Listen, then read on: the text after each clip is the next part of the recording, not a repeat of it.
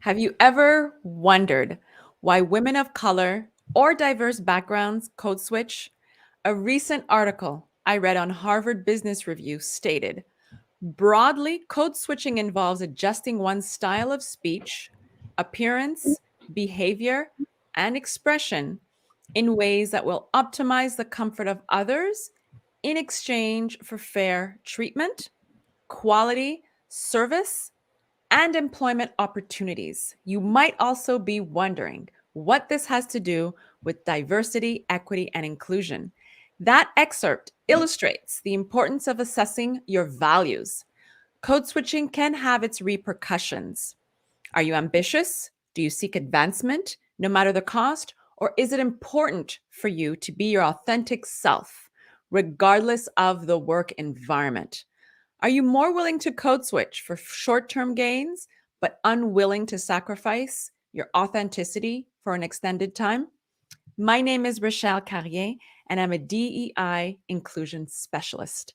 And for a living, I help thought provoking leaders and business owners implement workshops and DEI plans in their workplace. And if you tune in, you will not only have better insights of our experiences, it will allow room for self reflection. My personal share on code switching is the more I evaluated who I was, the more exhausting I actually found code switching to be.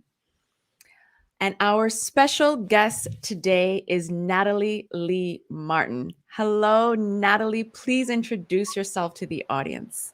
Hey, Rachel. I'm so excited to be in the room with you yet again. You have these thought provoking discussions, and I'm glad to be a part of this one.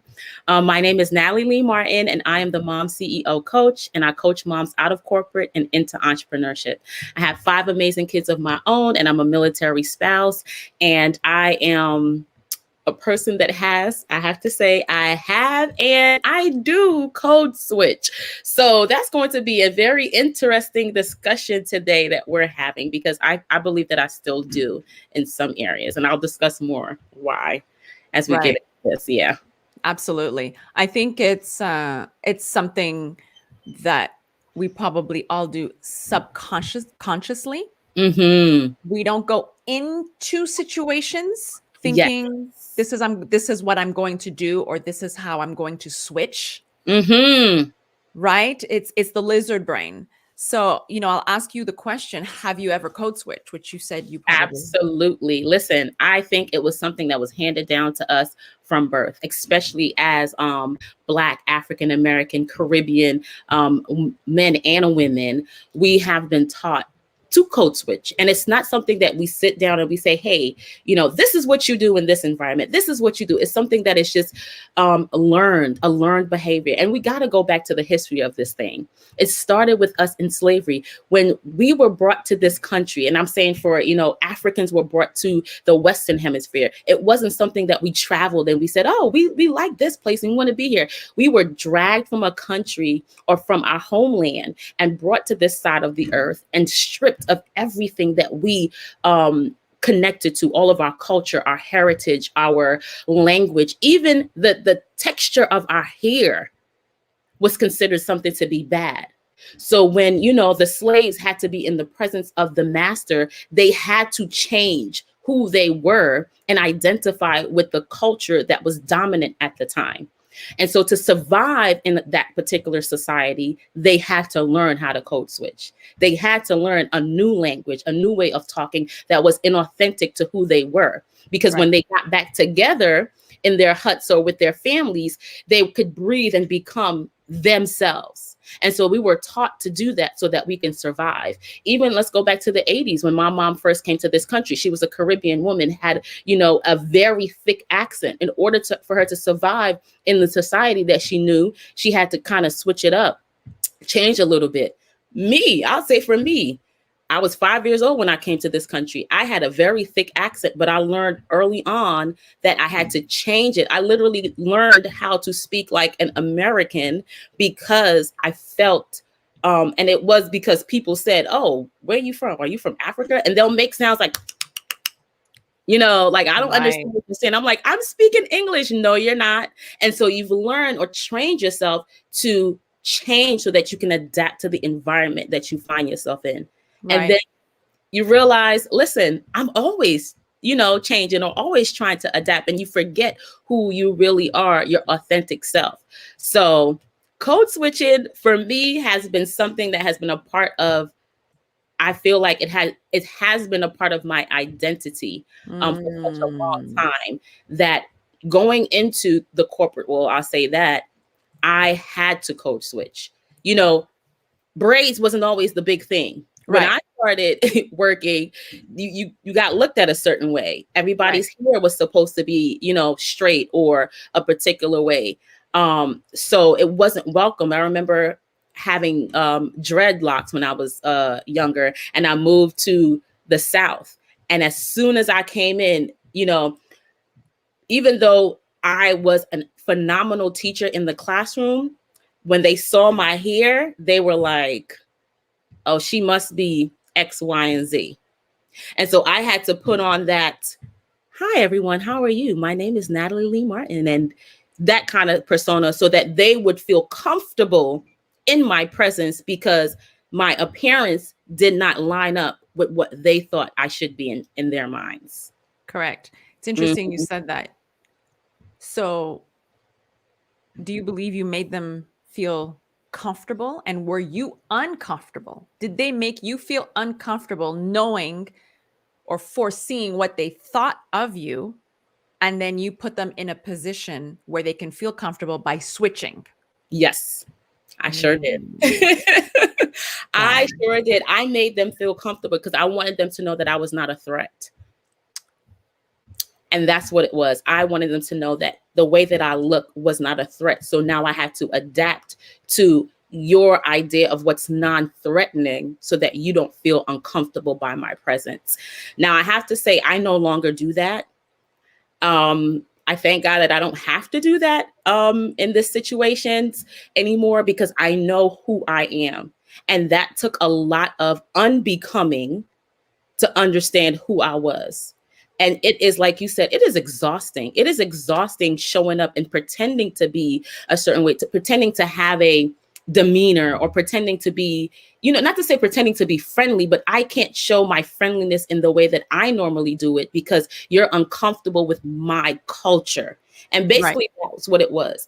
You don't know my culture. You're not exposed to my culture, and you're exposed to it based on what you see on television or based on the bad experiences that you have. And because I look like what you've experienced, you've already attached something or a way of being to me. And so now I have to change your perception of what you think I should be by being like you or being like your culture. Right. And so that way of always trying to fitting and always trying to adapt taxes and wears on you, because you're now taking on other identities that is not even your own, and you get lost in that.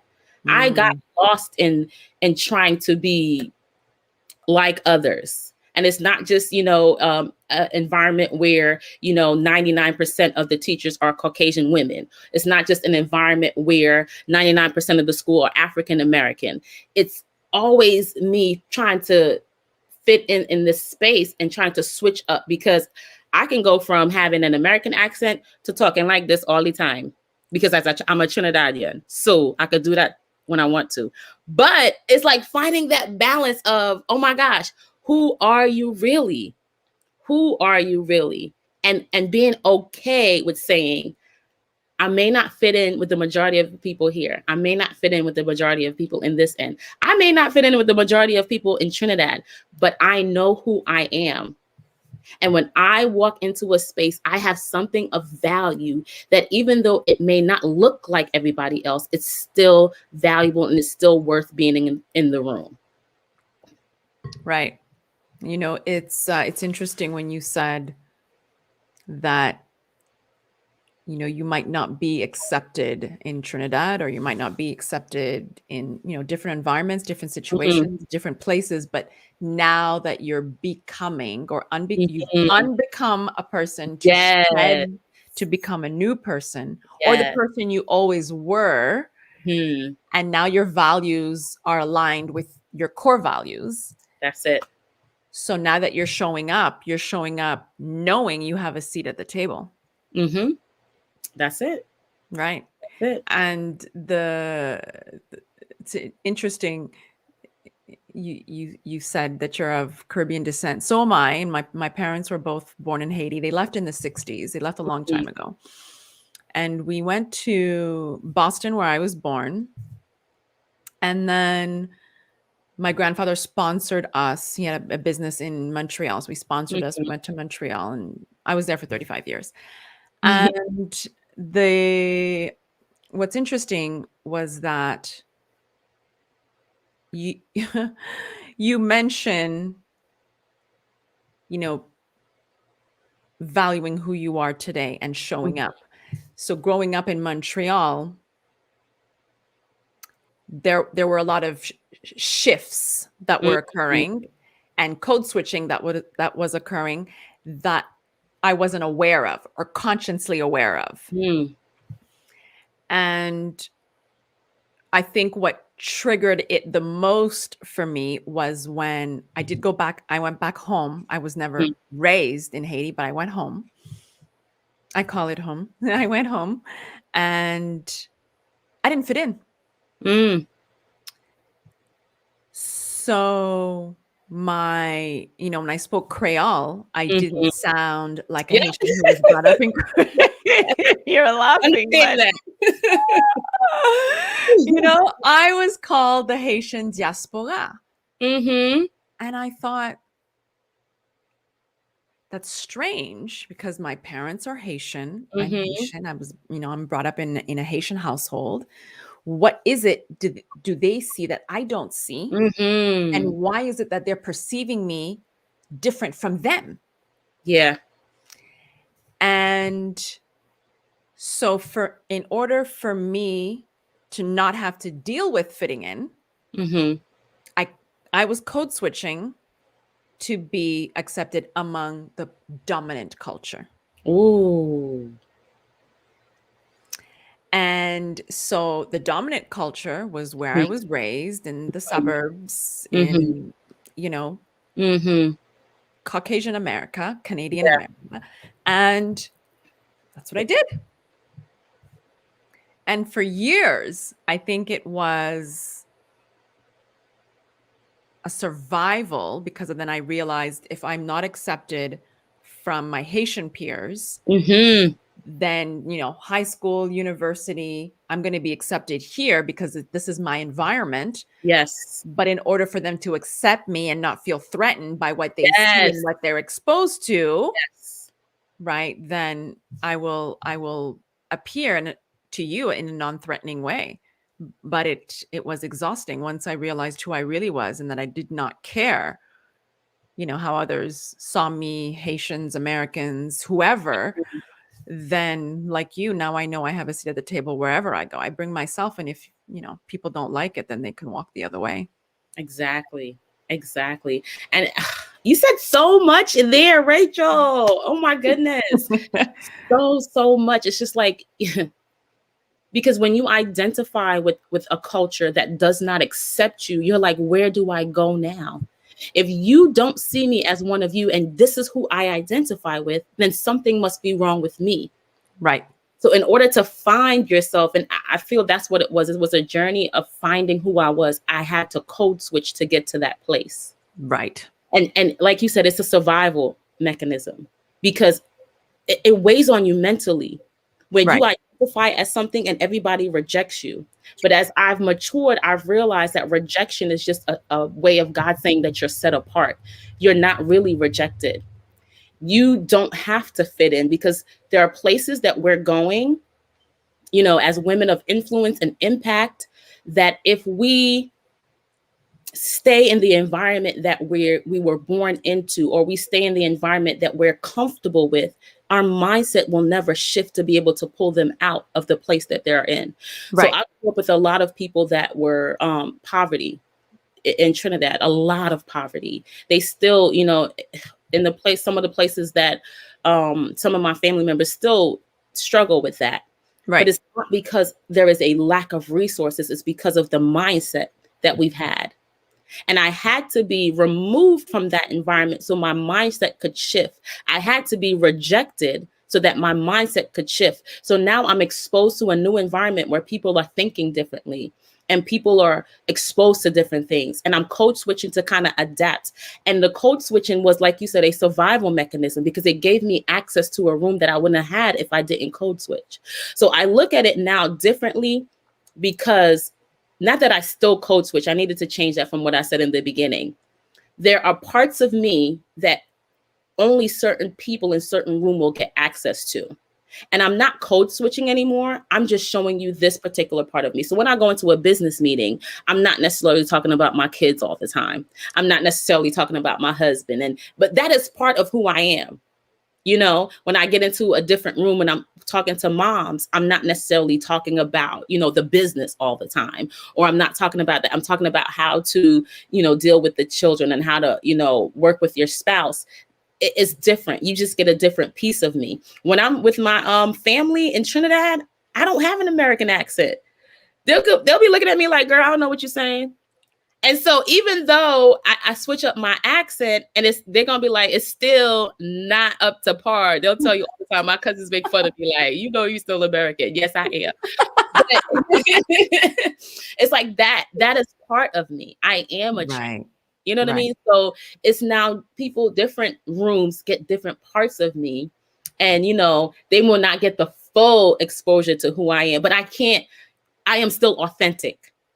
Right. Authentic. That part of me is still real. It's still authentic. I no longer have to fake it. So the way I'm talking to you right now, the authentic Natalie, when I go into the boardroom, this is me. I'm not switching up my voice. I'm not switching up that, hey, this is Natalie Lena and that. No, I'm not doing that anymore. This is who I am. This is how I operate, and my values are still in alignment. My actions, I should say that, are still in alignment with my values. Right. Your actions are aligned with your values.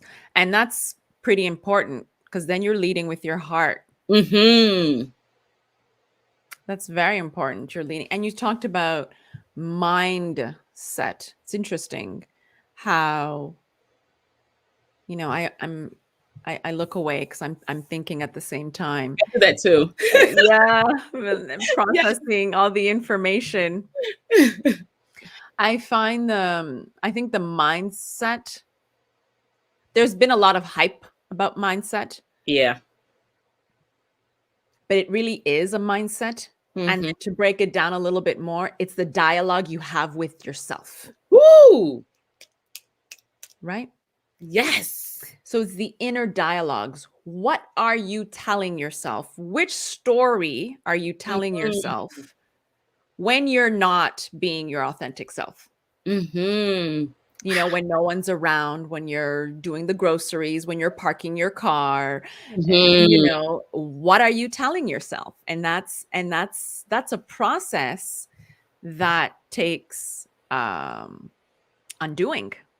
Mm-hmm. Wow. So you were removed from your situation to see differently, to be exposed to a different environment that allowed you to code switch, that actually served you, and which is the next question, as an advantage. What are the advantages or disadvantages of code switching, which is the next question. But it served as an advantage to you because now you're in that new environment, in that nude space. New, not nude. New.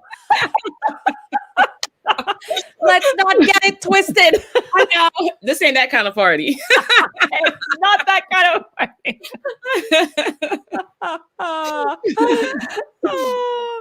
So, it takes, I think, very much a lot of wherewithal, and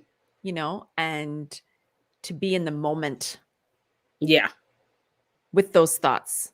Thoughts could be detrimental. They could be, advantageous or disadvantageous or not advantaged, to you. So, do you think that was an advantage for you to code switch? Yeah, I think it was because, it just gave me access to rooms that I would have never been in But it was because of my limited mindset at the time, because I don't think that I was in a place to be authentic and be strong. Right. So for me, it gave me an advantage. But I love what you're doing here, because what I think you're doing, and correct me if I'm wrong, is you want to make an environment, or you want to create a world where code switching is unnecessary. Correct. And I don't want my children to have to code switch just to get access to a room. Right. I want them to be strong enough, because I wasn't. Right. And that's why I code switched, because I wasn't strong enough to be authentically who I was and bust the door open saying, this is me. This is who I am. Yes. So if we have these discussions, we can create a world, because Right. that's the vision that, I love your vision, and I want to rock with that, because I want the world to be a place where we can show up authentically as ourselves. And we're just judged, as Martin Luther King said, by the character, regardless of what you look like on the outside, because the outside appearance can be deceiving. You can look like, the particular type of person that would not do anything wrong, and they prey on that. They prey the looks, and I've done it so many times. I look at a person and be like, oh, you're non-threatening. And because that's what society has trained me to think, they're the ones that take advantage of you. Right. Because they know, oh, you going by appearances, you going by the outer exterior, the looks, and you're not judging me by the content of my character. And now we are creating a world where that's where it's going to be. We have to start being able to judge people by the character, seeing their character, and then making a decision based on that, not prejudging, not having situations where, the Trayvon Martins or the Sandra Bland situations. No, we have to begin to say, enough is enough. Code switching not necessary here. Right. You. Absolutely. And hey, Shanika, how you doing, girl? Yes, that's okay. Absolutely. If she's doing her job and she's doing it well, what is wrong with that? Absolutely nothing. Absolutely nothing. Absolutely nothing. Absolutely nothing. Mm. Absolutely nothing. And it's interesting because there's a stigma. Mm-hmm. So,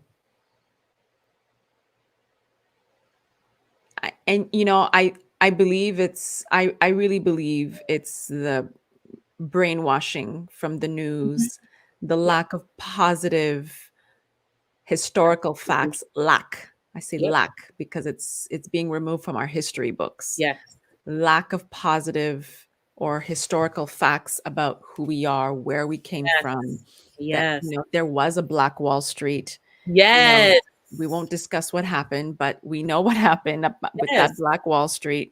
Yes. And we did have queens. We did have queens, and I'm going to take it a step further because this is where my mind is going.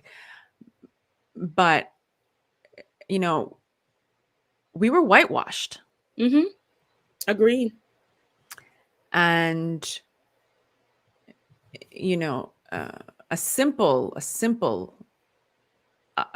experience that I went through. I nipped it in the bud, but I went through it with my daughter. So princess books, are everywhere. Mm-hmm. And I had to dig and find Black Disney princess. Dug and dug and dug and dug, and I discovered them. There were 25 of them. Apparently, wow. Disney wants to do more characters that are Black. Mm-hmm. So I found these women. They were girls. And when I showed them to was she 6? I think she was 5. She's turning 7 in November. So I think she was 5. And I literally laminated them. And then I posted them around the kitchen so she could see. And she looked at me and she said, Mommy, they're all fake. And I said, what do you mean? And she said, those are not real princesses. I said, no. I go, who are the real princesses? And she went to get her books. Oh. And I thought, ah. So I did a radical change.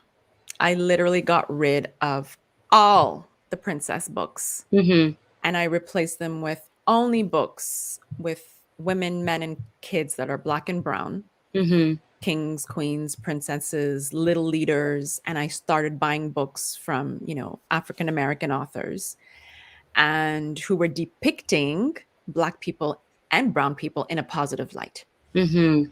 And it's only then that her process and her mind was shifting. So when I say, and it's not in a negative way, that's just the exposure. Mm-hmm. That's Yeah. what I was exposed to. Yep. And that's what she was going to be exposed to, Yep. which was pretty frightening Yeah. because now she can actually identify herself as a brown girl. Mm-hmm. Wow. Ah, That is I so powerful. My goodness.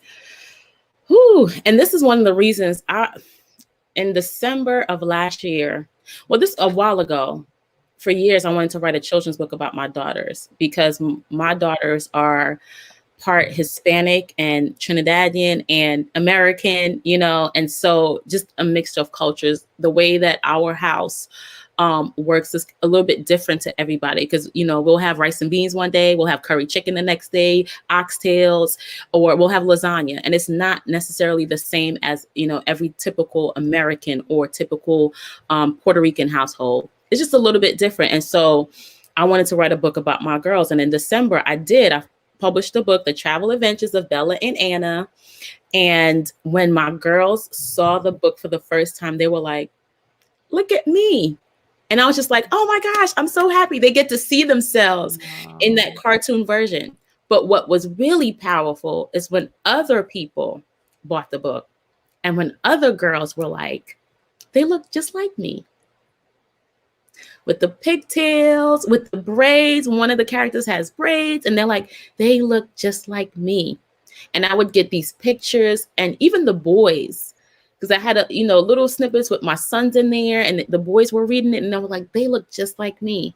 And you don't realize how powerful representation is because we didn't have that,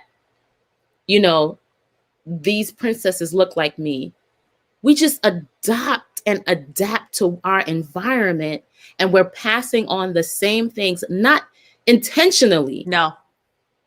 Because you're not intentionally trying to teach your daughter that, princesses are all white.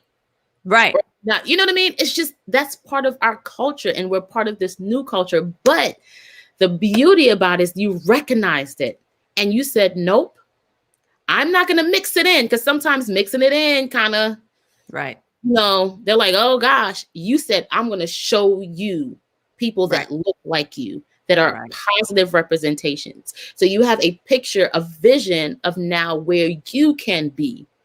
And even if she steps out, and some people think that that's hatred, it's not. Self-love does not equal hatred of others. And No. that's where they get it wrong. I Right. love myself to show up as myself. It doesn't mean I hate you. It doesn't mean I don't accept you. I just love me.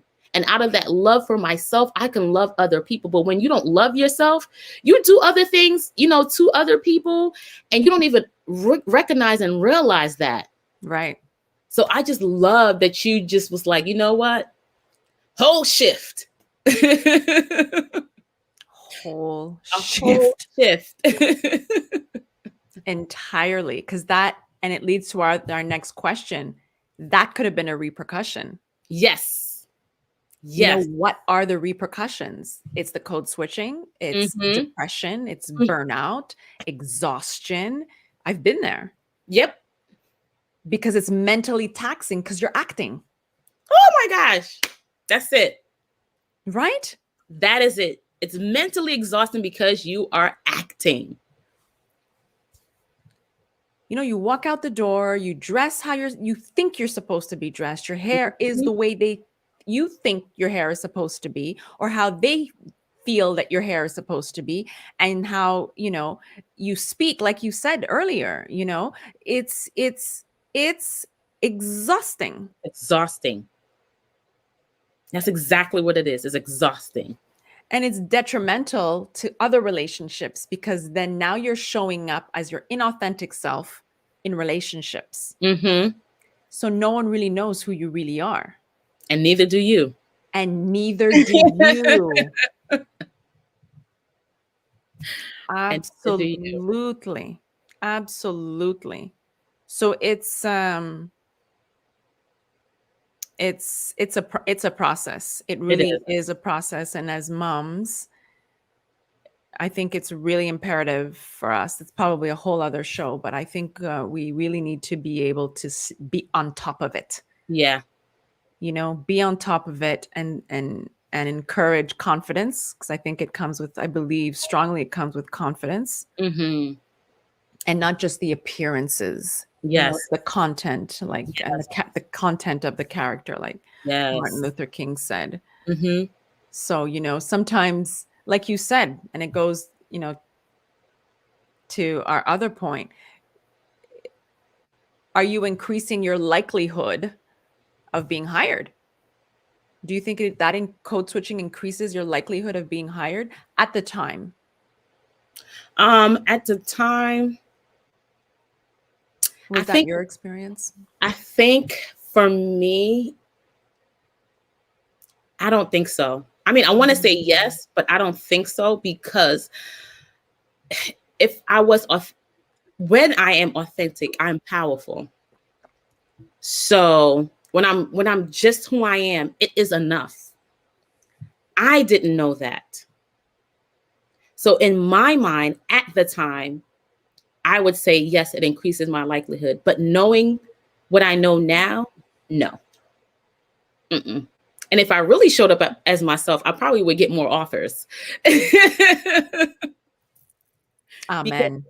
as myself, what I carry, the knowledge that I have, even then, the knowledge that I had, the fact that I grew up in an environment where crackheads were walking around served me Mm. well, because the first school that I worked at, even though, yes, I had the code switch to get in there, the kids could not identify with the Natalie Lee Martin that I tried to portray myself to be. And that first year of me working there and trying to be the teacher that I saw, it was not working for me. The Right. kids did not, they did not gravitate towards me. They didn't accept it. They were like, you're being someone that I don't connect to. I see, even though for me, they looked like me, they couldn't connect with me because I was showing up as someone else, as another teacher that they already had connection or established a relationship with, which was not positive.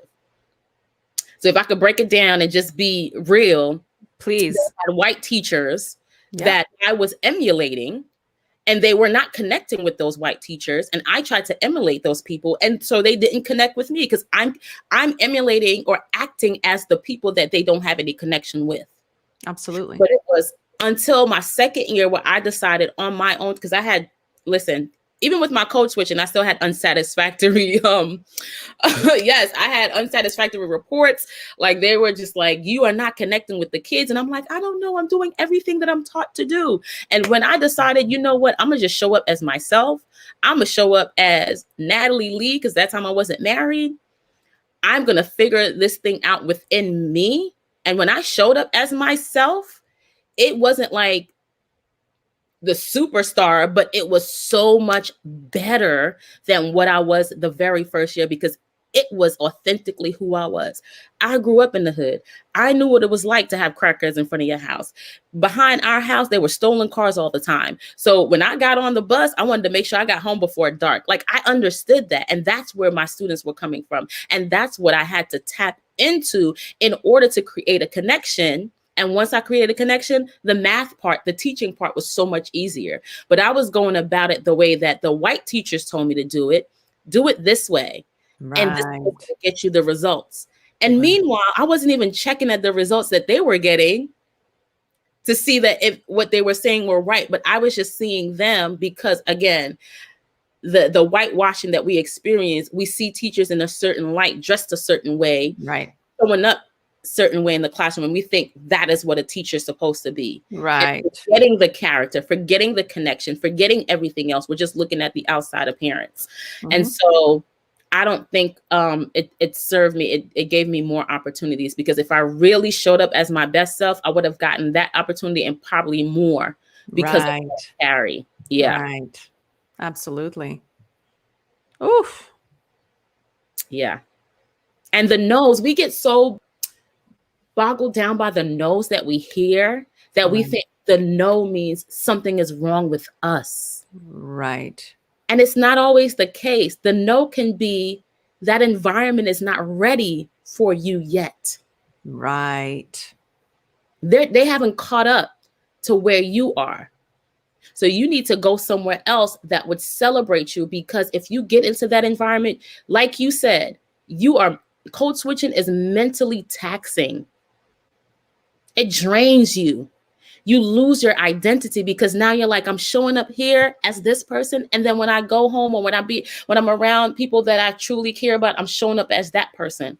I don't know who I am, and that's the dilemma. And when you don't know who you are, it's easier to be manipulated in your actions, because your identity does not line up with your values. You really don't have any values. Right. And so your actions can be manipulated so easy when you don't know who you really are. And Right. one thing I have to say about Caribbean parents, I got to give it to them. Regardless of where we go as children, if we are from a Caribbean household and you come back, they're like, do you know who you are? Do you know who your mama is? Like, you don't just go out there and act a fool and think you just gonna, no. Remember who you are. Remember what we imparted into you. Remember those values that we put into you. Remember those things. And I know not all Caribbean parents do, but I know some Caribbean parents out there, or kids out there, that will relate to this, because I know I heard it a lot growing up. Like, Absolutely. Absolutely. There's a lot of pride mm-hmm. in being in a Caribbean household, and Yeah. being Black, of course, but in being in Mm-hmm. a Caribbean household as well. Yeah.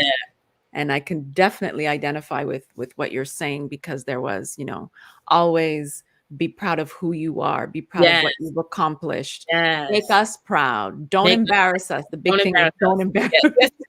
That's a big one. Don't you embarrass me. And even at other, Caribbean in other Caribbean households, if my Mm-hmm. daughter goes and, she went Yes. to my girlfriend's house the other day, and they were having a play date. And my concern was, how did she behave? Yes. Yes. That was my concern. And Yes. Cleo's like, don't worry about it. She was awesome. I'm like, okay, Yes. I'm making sure, Yep.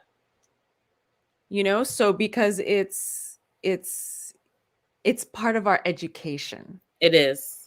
My mom, in our household, it was very, education was speaking multiple languages, or, taking extracurricular activities, but mannerisms and being Yes. polite is a Yeah. huge Huge. Yeah. is huge. And respect for elders, that's Mm-hmm. huge. That encompasses Yeah. the education Yes. in Caribbean Mm, households. agreed. Agreed. Mm, I definitely agree. But I think just being exposed to different cultures helps mhm. you realize where your culture can move beyond certain things. Right. So yeah, so the part where, yes, we are all about, the mannerisms and respecting, sometimes it can be restrictive, because when you get in certain environments and you want to be authentically yourself, you're always worried about, how am I being portrayed? Right. So listen, this is a great conversation, Rachel. I mean, like, Lord, we've been I stuff. As a culture, we don't realize how, and I think that's why I see a lot of things where it comes to, the Black experience and mental health now, because we don't Mm, realize how much slavery affected our mental health and well-being as African Americans in the world. In the world. And people think that when slavery ended, but it's a there are repercussions. mindset, you know what I mean, that is passed down. There is learned behavior, there's thought patterns that's passed down, because we were We were strong enough to survive. Right. Right. But how we survived may not necessarily be, you know what I mean, strong for us today. May not necessarily be the thing that Right. we should be holding on today, because we're in a totally different world. Right. And now that we have opportunities, we're taking them. We're not Right. anything on the table anymore. No. We are the Harriet Tubmans of our generation. Absolutely. And the Rosa Parks. And the Rosa Absolutely. Parks. And we're not just, sitting at the front of the bus. We're sitting at the front of the boardroom table. Absolutely. Absolutely. So, And it starts with the representation, with the representation. And again, we have to pass this down to our kids yes. as moms and dads. It's the representation, it's the books, it's, Yep. self-esteem, the confidence, The and confidence. yeah, and showing up as your authentic self. Mhm. It's probably not something that we can probably get into today, but I remember another guest had mentioned, she had mentioned to me, Rochelle, you need to do a show on hair texturism. And I was like, oh my God, there's more. I know. There's more. There's that much more that we went through. Not that there's more information, but there's so much that we go through. So much. And the levels, it's like an onion. You're peeling an onion, you're peeling the first layer, the second layer, the third layer, and you're slowly revealing, Mhm. who you really are as your authentic Mhm. self. And then Mhm. you throw all the appearances, Mhm. all the things that we think need to be apparent in our appearances, you throw that in the mix, Mhm. and you're thinking, but what do you mean? Mhm. It's normal to relax hair. That's the culture I grew up in. It was normal to relax your hair. When you turn 5 years old, before you go to school, you're going to get a relaxer. And again, like you said, it goes back to slavery. Mhm. What are you going to do to survive? Yes. Yes. To be accepted Yes. and to be given an opportunity. Yep. So you are no longer seen as a threat. Oh,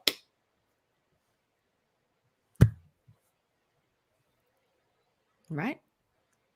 Oh, I know this conversation is going to ruffle a lot of feathers, but it has to be lots. had. It has to be had. Yes. It Yes. has to be It has had. to be had. And I think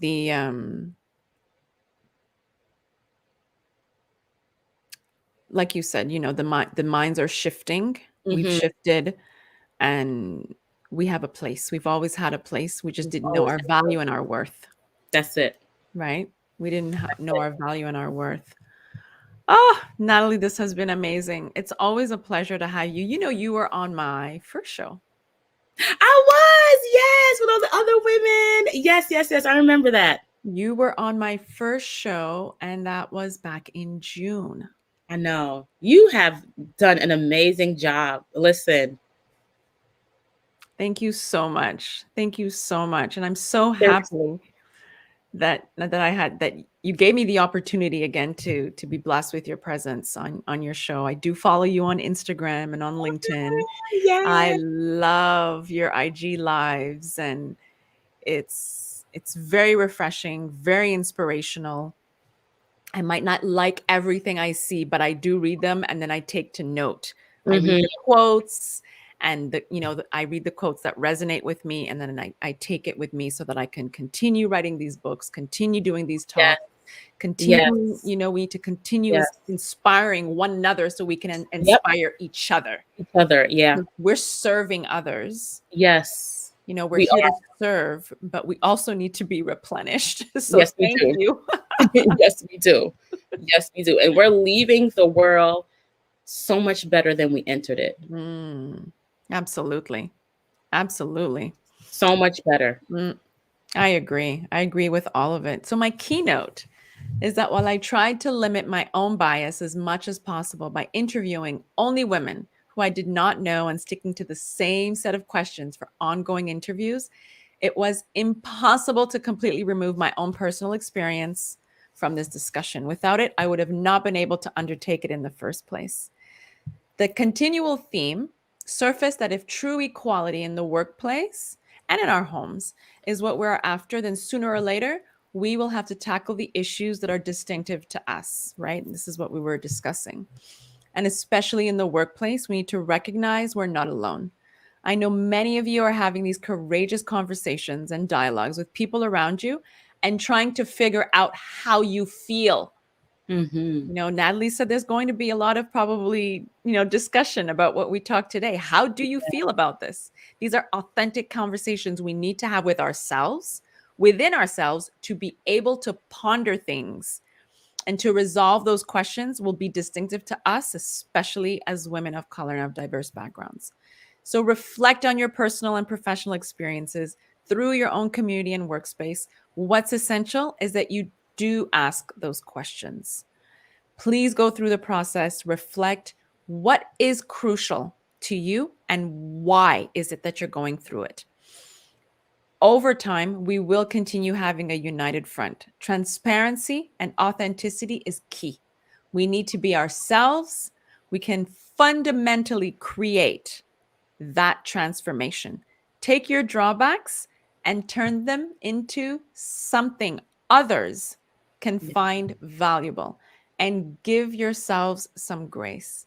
Natalie, it's been such a pleasure. Thank you. Ah, Thank you, thank you, thank you so much, Rachel. Continue to do this. You are literally changing the world by having these discussions and by asking these questions. oh, we will. And I thank you again for being a guest today. Have a beautiful rest of your day. You too. Thank you. Thank you. Bye. Bye.